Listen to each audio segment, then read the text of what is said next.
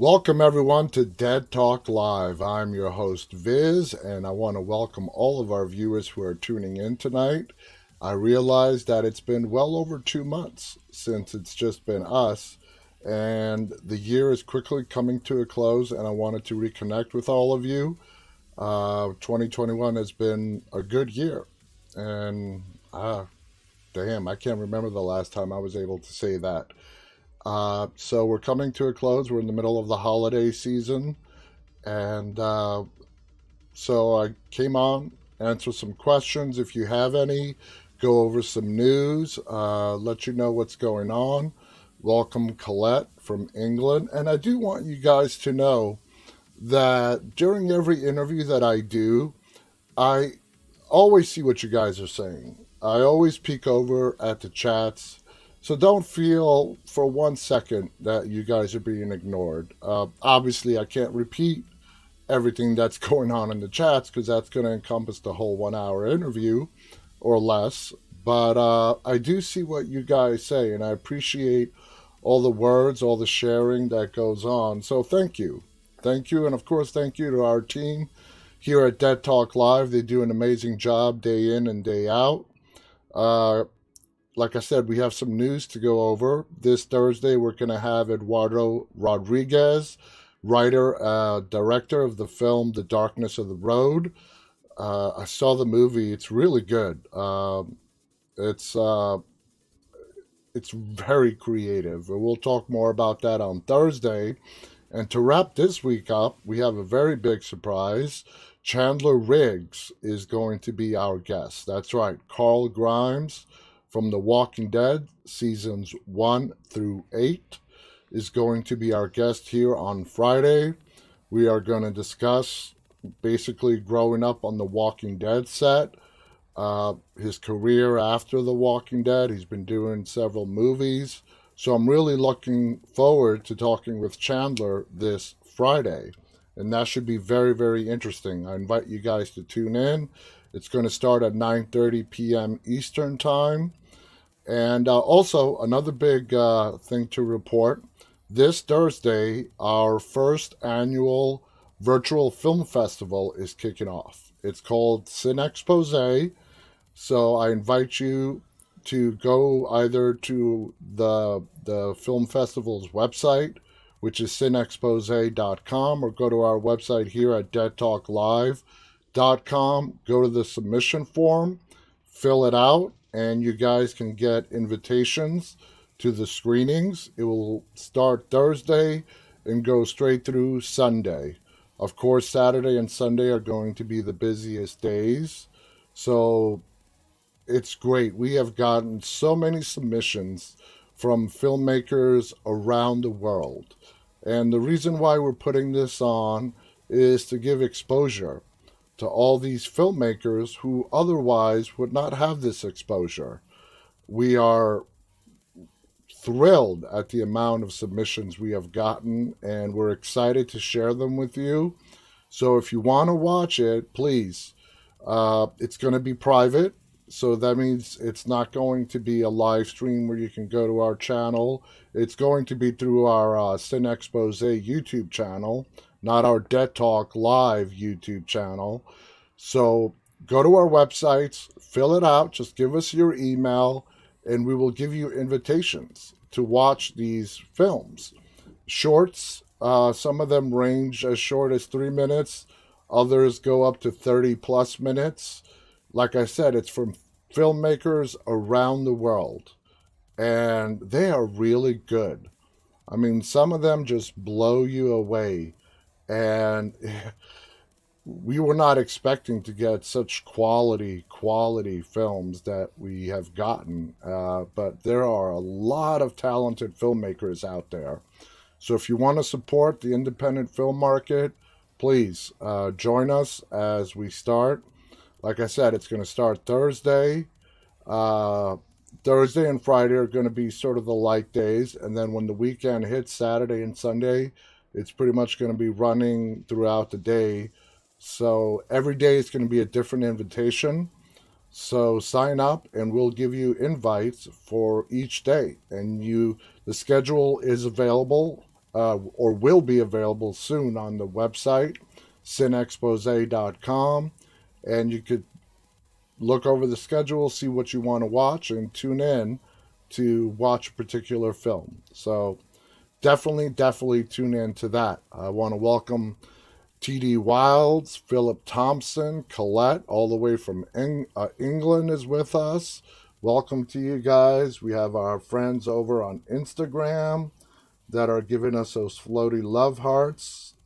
It's been a while since I've said, but you guys know how much I love those. Thank you to all our Instagram people who are joining in as well. And then, of course, our Facebook.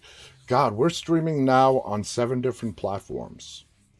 That's not including the digital streaming that we're on television. I'm just talking about the live version of this show. We're on 7 different platforms, and please don't ask me to repeat them because I can't remember them all. But of course, YouTube, Facebook, Instagram.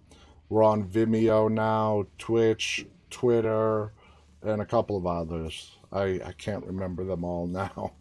But yeah, anywhere that has live video, all you got to do is search for Dead Talk Live and you'll find us there. So, sad news to report yesterday. We lost Anne Rice. Anne Rice, the famed author, vampire author, most famously known for Interview with the Vampire. She is the one who created Vampire Lestat. We lost her yesterday at the age of 80. It's a loss that everyone's going to feel. She was an amazing writer. She kept to herself. She always stayed focused. Everything I never got the pleasure of talking to her, but everything that you read about Anne Rice is that she was a very grounded woman, dedicated to her work, and she always put out quality work. And even to this day, AMC is picking up the Vampire Chronicles, the Mayfair Witches. Her work will long live on for a long time, because that is the legacy that she left behind. So we're going to read a story about her. There have been so many of them that were printed last night going into today. This is sort of like an obituary, a tribute to her life and the work and everything that she's accomplished. So let's get started and let's take a peek at that. So here we go. Anne Rice lived as large as her Gothic fiction. The author has died at the age of 80. Long before the likes of True Blood, The Vampire Diaries, or Twilight became the titles du jour, one novelist was laying the foundation for every sexy vampire tale you know and love.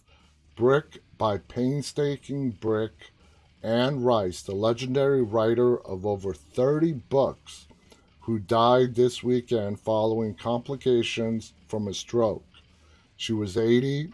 Rice was the best-selling author of Interview with the Vampire, a 1976 novel widely considered the most significant work of vampire literature since Bram Stoker's Dracula. The Vampire Chronicles, the 13-part series kickstarted by Interview with the Vampire, is one of the most famous, popular, and profitable vampire properties of all time. The series writ large has sold upwards of 80 million copies worldwide. Now, I mentioned before I started reading this that she seemed to be a very humble, modest, down-to-earth woman, and I pointed that out as opposed to some other authors out there who have gained great fame and have felt to use that fame for various different platforms. I'm not criticizing them. I just want to recognize Anne Rice for just truly being focused on her work. In a post of his mother's public Facebook page, Rice's son and frequent co-author, did not know that, Christopher Rice wrote, "In her final hours, I sat beside her hospital bed in awe of her accomplishments and her courage, awash in memories of a life that took us from the fog-laced hills of San Francisco Bay Area to the magical streets of New Orleans to the twinkling vistas of Southern California." And I've read a lot of stories about Anne Rice, and one that really sticks out is that while living in New Orleans, her and Trent Reznor, who is the lead singer, obviously, of Nine Inch Nails, uh, I think he bought a house on the same block because that's where she lived. He was a big fan of hers. As she kissed Anne, as she kissed Anne goodbye, her younger sister Karen said, "What a ride you took us on, kid. I think we can all agree. Let us take comfort in the shared hope that Anne is now experiencing firsthand the glorious answers to many great spiritual and cosmic questions, the quest for which defined her life and career." Rice enjoyed a following of passionate fans who often attended her sold out readings, as she described, dripping in velvet and lace, bringing me dead roses wrapped in leather handcuffs. The New Orleans based Vampire Lestat fan club has been hosting vampire balls for over 3 decades. But as Rice grew in her literary stature, her interests broadened. She branched out to write lush tales of witches, wolves, mummies, sleeping beauties, and even Jesus Christ himself. Some of her writing was so steamy that she released those titles under pseudonyms. As Anne Rampling, she wrote contemporary novels about sexual obsession, while as A.N. Rockulacour, I definitely butchered that, she wrote hardcore erotica. And when it comes to vampire eroticism, man, I don't think it gets more intense than the Interview with the Vampire saga and Vampire Lestat. But Rice refused to be sidelined as a writer of mere genre fiction. "What matters to me is that people know that my books are serious and they are meant to make a difference and they are meant to be literature," she told the New York Times back in 1990. "Whether that's stupid or pretentious sounding, I don't care. They are meant to be in those backpacks on the Berkeley campus, along with Castaneda and Tolstoy and anybody else. Certainly, they meant a lot to a sprawling community of othered outsiders who found sustenance in her work and felt seen by it." Rice's passing is a heartbreak to her global following, but her contribution to the literary canon pulled a genre into the modern era and leaning unapologetically into that what made her weird and wonderful lives on. Below, we're remembering some of the most unforgettable moments from her inimitable life. So I'm having a hard time seeing with these lights glaring in my face. Rice loved to make an entrance. She was known to arrive at bookstore events in a horse-drawn hearse, rising from a glass coffin to meet her eager readership, many of whom stood in line for 3 to 4 hours just to catch a fleeting moment with the Queen of the Damned herself. In full vampire bride attire, Rice would sign her books in blood, aka deep red ink. She had to be won over by Tom Cruise. That's a very famous story. When Anne found out that they casted Tom for the role of Lestat back in the 90s, she was not too thrilled about the decision. Remember, that time Rice tried to sync the film adaptation of Interview with the Vampire. We were there reporting from the front lines of the battle between outraged Vampire Chronicle fans and Warner Brothers, with Rice lodged in between as gleeful mistress of ceremonies. When Tom Cruise was cast as Lestat, Rice, iconically, mysteriously, and mercurial vampire, the author snarked that Cruise was too short, his voice was too high, and that Cruise was no more her Lestat than Edward G. Robinson is Rhett Butler. Rice egged on the anti-Cruise campaign so aggressively that Interview with the Vampire ended up back on the bestseller list 17 years after its publication. But in the end, it all worked out. Rice loved Cruise's performance and later commented, "I like to believe Tom's Lestat will be remembered the way Oliver Hamlet is remembered. Others may play the role someday, but no one will ever forget Tom's version of it." She hated fan fiction. Okay. Rice's unusual intimacy with her audience wasn't always for the best. She was famously disdained of fan fiction and went so far as to outright forbid it, writing on her website, "I do not allow fan fiction. The characters are copyrighted." Wow. "It upsets me terribly to even think about fan fiction with my characters. I advise my readers to write your own original stories with your own characters. It is absolutely essential that you respect my wishes." Individual fans who persisted claimed to be targeted by Rice's lawyers, who allegedly sent threatening emails, attacked the writers' businesses, and doxed them before doxing was a thing. The threat of personal harassment is very real, one such writer revealed. Anne Rice does not want you writing fan fiction, and she has the money to make you stop.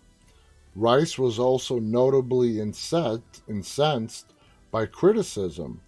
After Amazon reviewers panned Blood Canticle in 2004, she replied with a 1,200-word screed including these harsh words: "Your stupid, arrogant assumptions about me and what I'm doing are slander. You have used the site as if it were a public urinal to publish falsehood and lies." Wow. Did not know that. But it goes to show you how passionate she was about the characters she created and how she just did not want them to be copied. Others, I mean, that was her feelings. Others feel very flattered by fan fiction, and fan fiction is a big thing nowadays, and it has been a big thing for a while. Exit to Eden, that's the tweet. In 1985, under the pen name Anne Rampling, Rice released Exit to Eden, a novel about an island resort where patrons fulfill their wildest sexual fantasies. In '94, Gary Marshall adopted the novel into the same titled film, adding a new comedic detective plotline where Rosie O'Donnell and Dan Aykroyd play police officers pursuing diamond thieves at the resort. We just thought you should know about it. Her relationship with her own faith was often contentious. Rice had a complicated relationship with her spirituality. Raised Irish Catholic, she abandoned her religion for much of her adult life.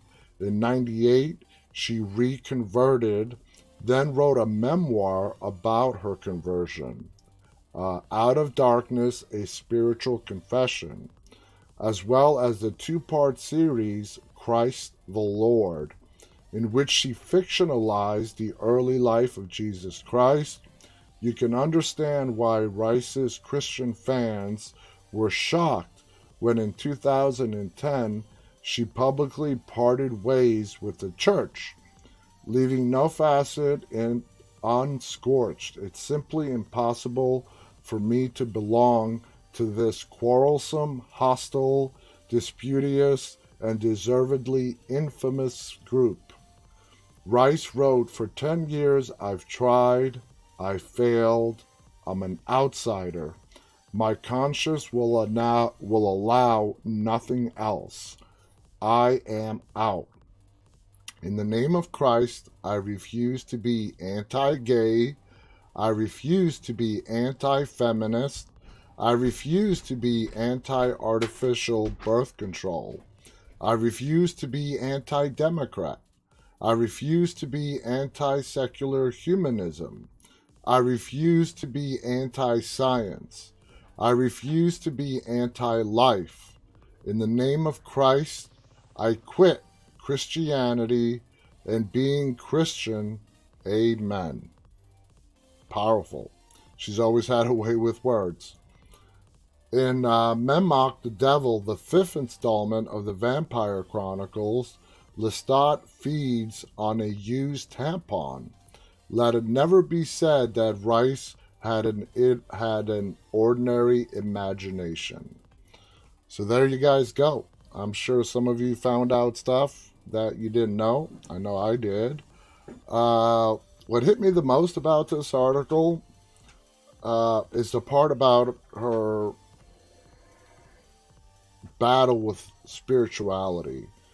I'm going to share my personal feelings on the matter.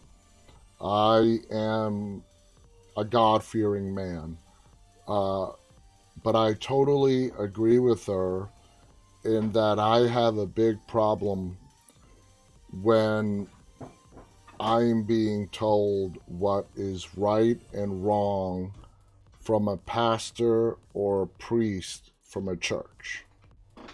So I believe in God. I am a Christian. With that being said, I do not attend church. I think churches are one of the biggest hypocrisies that are out there. Every church is governed by its head priest, pastor, whatever, and you are listening to their take. And I have heard a lot of different versions of what each individual pastor and priest has to say. I was raised Greek Orthodox, which is very similar to Catholic. My wife's, is a Protestant. I started attending Protestant churches as well. And to go in there and to listen to somebody tell you what is right and what is wrong, basically telling you what you should accept, what you should not accept, and at the end of the day, those are people. Don't accept homosexuality. Abortion is murder and whatnot. I can't live with that hypocrisy. So I just want everybody to know, I don't even know if you guys care or not, but my relationship with Christ is strong, but I do not need a church to be able to pray and talk to God. So I know that may cause some people out there to completely disagree with me, others to agree with me. I don't believe I'm neither right nor wrong. It's just the way that I feel. And I respect everyone's opinion and belief system. You're not going to be talked down to if you believe differently. That is just my take on the thing. Colette writes, in my belief, it's everyone to their own. Very well said. I've read the Bible, and the Old Testament is violent. No doubt about that. Marta is with us all the way from Brazil, Rio de Janeiro. Welcome, Marta. So let's move on to the next thing. So, like I said, 2021 is over, and it's that time of the year where everybody wants to chime in and list their favorite movies of the year. This article, and we're going to weed through the ads that you cannot make disappear off the screen, and find out the 12 best horror movies of this past year. So let's just quickly get to the list. Number 12, Blood Red Sky. Blood Red Sky feels like it was made by grabbing a bunch of random concepts and mashing them together with muddled but entertaining results. This German film follows Nadia, a woman who boards a plane alongside her son, Elias. From the get-go, she's clearly stressing over something and carefully carrying small bottles of some undescribed medicine. This is a great movie. When a terrorist group hijacks the plane, Nadia's secret, not too much of a spoiler to say that it's something bloody. It's a vampire movie. Comes out, and at that point of the film becomes an even more nightmarish experience. This is one of those sleeper hits of this past year. Great movie, great story, plenty of gore if you're a big fan of gore. If you haven't watched Blood Red Sky, watch it. It all takes place on board an airplane. It truly is fascinating. Number 11, A Quiet Place Part 2. Picking up right where A Quiet Place left off, A Quiet Place Part 2 follows the remainder of the Abbott family. As someone who wasn't a fan of the first film, I was excited to see this sequel dig deeper into its mythology and sound-sensitive world. Part 2 connects our heroes with a horde of interesting and complex characters. Primarily Emmett, a guy the family used to know back when the world was a habitable place. Portrayed by Cillian Murphy with an intriguing enigma and the actor's trademark duplicity. His character is a role typically seen in stories like The Walking Dead and The Last of Us, instantly adding a kick that revitalizes and adds something new to this story. How many of you guys liked Part 2 better than Part 1? I enjoyed A Quiet Place Part 2. I still think Part 1 was a little better. Now, the Fear Street trilogy. Great trilogy. This was released on Netflix, a trilogy of films that all came out, I believe, a week apart. Great story. The Fear Street trilogy is a Netflix production through and through. Despite some bloating and pacing issues, it's ultimately fun and inventive, having a palpable love for the horror genre. The story follows the curse of the town of Shadyside, which dates back to the year 1666, when Sarah Fear was labeled a witch and burnt at the stake. As the centuries pass, Shadyside's residents succumb to crime and tragedy, while those living in the neighbor town thrive. And then for those who have not watched it, there's a nice twist to this trilogy. I'm not going to spoil it for you, because if you haven't watched it, you definitely should. Number 9 on the list, The Conjuring, The Devil Made Me Do It. I know a lot of people did not like this movie. I enjoyed it, but if you take all 3 movies so far, just the Conjuring movies, not the spin-offs, it's number 3 on my list. I loved 1 and 2 better than Part 3, but Part 3, The Devil Made Me Do It, was still a great movie.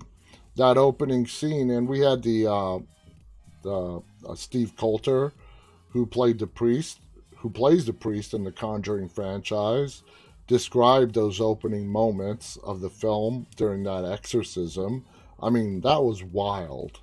And it was fun just to hear him talking about it. Now, the Conjuring universe has become one of the most exciting and reliable film franchises.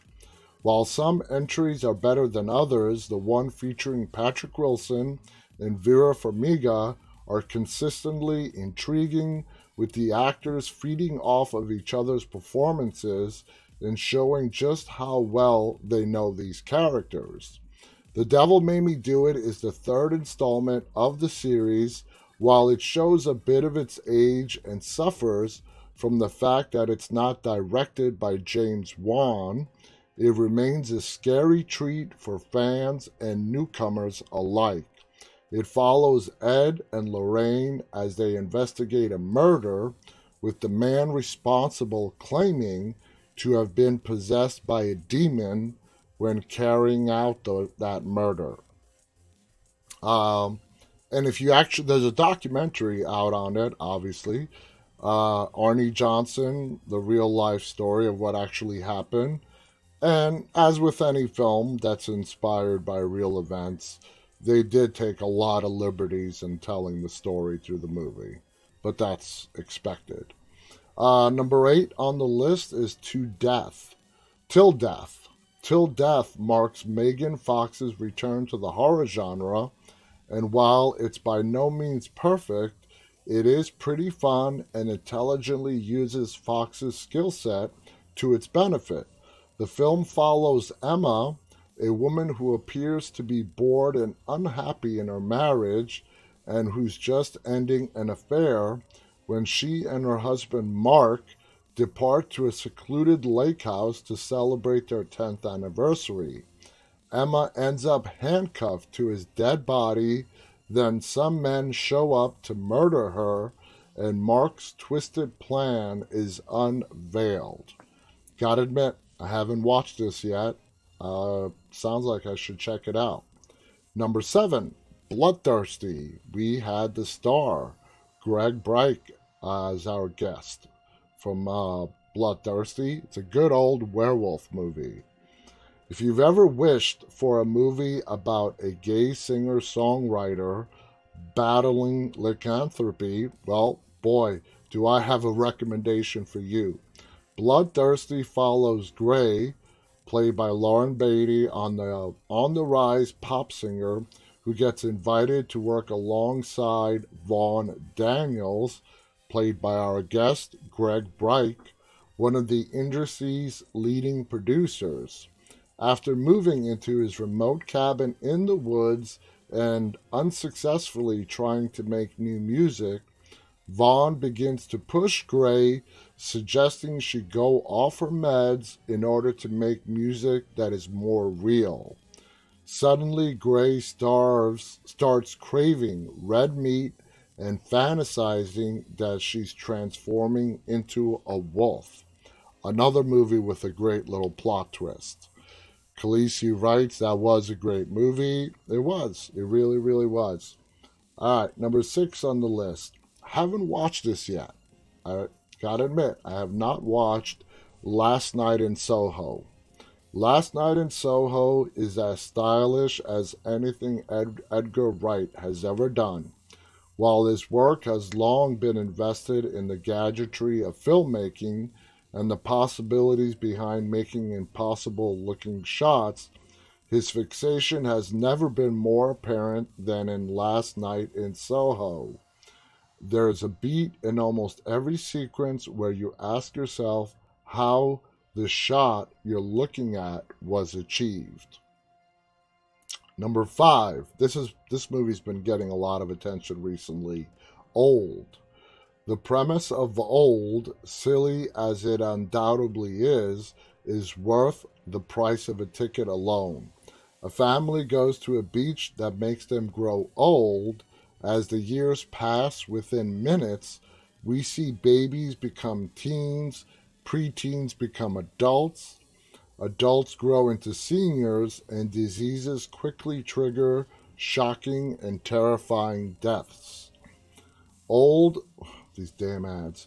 Old has a premise that instantly makes you wonder how the film will end and whether the director will stick the landing. M. Night Shyamalan, a filmmaker who often seemed more concerned with the ride and the twist therein, makes Old something ingenious and cinematic. It's a film made by a director who's done his homework, who knows where to place a camera for the best and most memorable effect. Number 4 is James Wan's Malignant. Malignant follows Madison, a woman who starts having terribly vivid dreams that end up coming true. Following a head injury, Madison wakes up to find her husband gruesomely murdered inside their home, kicking off a string of violent murders that sets off an investigation to which she is intrinsically involved. Directed by James Wan, the man behind horror greats like Saw, the Saw franchise, the Conjuring universe, Malignant is amongst the most fun and visually dynamic efforts. Through a bravado of inventiveness, Wan makes everything in Malignant work.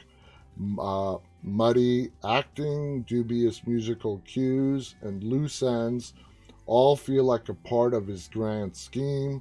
The action is engaging with clever gags punctuating its every beat. And the film's main twist literally made me scream. It's the type of movie that was made to be seen in theaters, where the audience becomes one living organism sitting at the edge of their seats, anticipating the next scare or wild twist. All right, we're coming to the top 3. Number 3, The Night House. The Night House follows Beth, a teacher reeling from the unexpected suicide of her husband. I gotta tell you, I'll tell you, this movie right here, not even seeing what number 2 and number 1 is, has to be the most underrated film of this past year. And probably one of my favorite on this entire list. Anyway, as she drowns in her own pain and self-pity, she starts searching for traces of her husband everywhere, going through old videos and photos as a way of staying connected. Down this rabbit hole, she uncovers strange things, images of women that look eerily like her, books on the occult, which suggest that she may not have known her husband as well as she thought. Hall, as usual, I'm trying to read through these ads, inhabits her character with a refreshing unfussiness. They may be going through the worst moment of their lives, but they are active participants in their stories. And I mean, you gotta watch this movie. I think it's just so underrated. I cannot believe it has not gotten more attention than it has. Number 2, Titane. Titane is a great example of a horror film that goes beyond the genre only to land somewhere else entirely. Partly a family drama and completely a body horror experience, Titane follows Alexia, a woman who has no interest in other people. At the start of the film, it seems like Alexia enjoys nothing aside from dancing on top of cars. The film kicks into high gear when Alexia is forced to go on the run, upon which time she meets Vincent. The two form a relationship out of necessity that resists easy categorization, featuring beautiful performances from Agathe Roussel and Vincent Lindon. Titane is an insane film with a simple heart. Despite its edges, it's a story about connections made in unlikely places and finding people who see you for who you really are. Number 1, wow, this was a great film. Just a little surprise, it's number one. Saint Maud. And I know a lot of you have still not watched this film. Saint Maud, due to COVID-19 fallout, Saint Maud originally arrived in the UK back in 2019 and only made it to our shores earlier this year.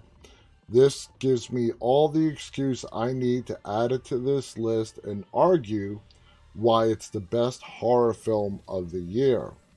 The story follows Maud, a hospice nurse who recently experienced a spiritual awakening. Desperately looking for jobs, she is charged with caring for Amanda, a retired dancer with late-stage cancer. When she sees the way Amanda lives, smoking, drinking, paying a woman to have sex with her, Maud develops an obsession with saving her soul. Saint Maud has characters whose actions could be interpreted in a variety of ways. Amanda seems entranced by Maud, jealous by her youth and beauty, but pitying of her religious devotion. While Maud appears to admire Amanda and her accomplishments, while also seemingly disgusted with her. Morfydd Clark makes Maud's character work by allowing every possible explanation to exist within her performance. Maud could be a prophet, yes, but she could also be delusional. And again, this has a plot twist that I mentioned this before. You don't see the twist, not really a twist, but you don't really see it until that split second before the end credits, which I thought was brilliantly done. It was just brilliantly done. So let's see what else we have. This was interesting. Netflix announces its horror lineup for the coming year. Let's see if we can just skim through this. Of course, they don't have it outlined. Let's see. The Netflix offerings, as reported by Variety, start off with Archive 81, coming out in January. The supernatural horror series follows archivist Dan Turner as he reconstructs the work of a documentary filmmaker and becomes obsessed with saving her from a fate she met 25 years ago. The other shows which do not have debut dates at this time include Army of the Dead, Las Vegas, the animated origin story of Scott and his rescue crew during the initial fall of Vegas as they confront the source of a zombie outbreak. Showrunner Jay Olivia will direct 2 episodes, as will Zack Snyder. Season 3 of Lock and Key, the new live-action Resident Evil will also debut. Also, finally, we get Season 4 of Stranger Things. I know a lot of us are looking forward to that and have been looking forward to it for a long time right now. So, at least as of now, that is what is set to come out on Netflix next year. I'm sure the list is much, much bigger than that. Want to welcome Shayon, who's saying hello to us on Instagram. Welcome, Shayon. So, let's just see what else we have. So we've had this discussion before. Almost everybody here has seen the movie The Thing, the John Carpenter classic. Keith David, who plays Childs in the movie, says there was a lot of speculation. Fans have argued that when the film ended, the creature was inside him. Now, according to him, obviously he doesn't know, but it's more of his guess. He was definitely not infected by the alien creature. Now, does that leave it open that Kurt Russell's character was? Who knows? But according to him, he was not infected with that alien creature. Let's see. Brand new Netflix horror movie is almost too twisted to watch. Okay, Netflix, I absolutely can't win this one. The most bonkers, over the top horror movie of 2021 has finally arrived on the streamer. At the end of the year, which it must be said, Netflix gave us a ton of new horror TV series and movies to binge, but my verdict is in. The newly released 2, that's the title, 2 Netflix film is one with hands down the most stomach churning plot. Makes me, I gotta watch it. For an example of where this kind of thing works much better, Blood Red Sky was another Netflix original horror release earlier this year from Germany that blew up on the streamer. The wild plot for that one reveals itself over time. Essentially, you've got a, okay, that's, we just talked about that. The vampire film. Netflix's summary of the bonker story for 2, meanwhile, is as follows. 2 strangers awaken to discover their abdomens have been sewn together and are further shocked when they learn who's behind their horrifying ordeal. As all lost to me, you all lost me at 2 people whose organs are latched together. Indeed, some degree of befuddlement seems to pervade many of the early reviews from the viewers who have seen this one.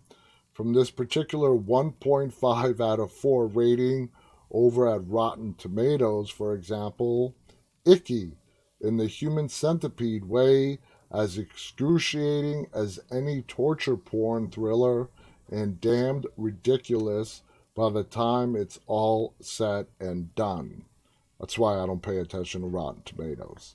I don't read any critic reviews. Anyway, guys, Efrain says McGreedy was infected. I don't think so. I don't think Childs or McGreedy was infected. I think the thing, because it really lost a way out of there, went back into hibernation. For how long? Who knows? But damn, I'm kind of surprised that nobody has picked that up again. You know, many years have passed. McGreedy and Childs obviously froze to death up there, and some other research group finds it, and everything, the nightmare starts all over again. Uh, it's risky.